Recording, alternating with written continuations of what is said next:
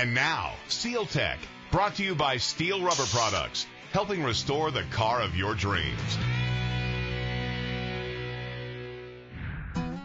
For today's SealTech, we're going to continue with our list of the 7 biggest mistakes that you can make when you're dealing with weather stripping. Why? Because weather stripping is on pretty much everything. And the more tips and tricks you know, the easier it is. Now, so far, we've dealt with number 1, throwing away your original weather stripping before you have a replacement. Number 2, not prepping the surface properly. And now we're moving on to number 3, not test fitting the new weather stripping before you try to install it. Now, there are several reasons for doing this. Number 1, you want to make sure that the piece of rubber in your hands is the right part. And you're not trying to install the rear window weather stripping onto the front window, because these things can tend to look the same. Also, a lot of weather stripping has corners built into it. They've got clips. They've got all kinds of plugs. Some are held in with screws.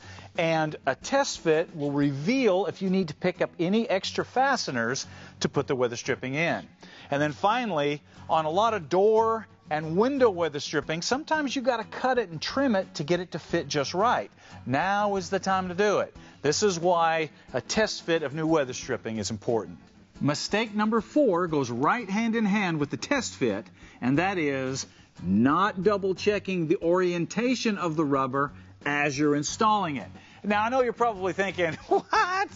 How hard can it be? You just put it in. Oh, take a look at this.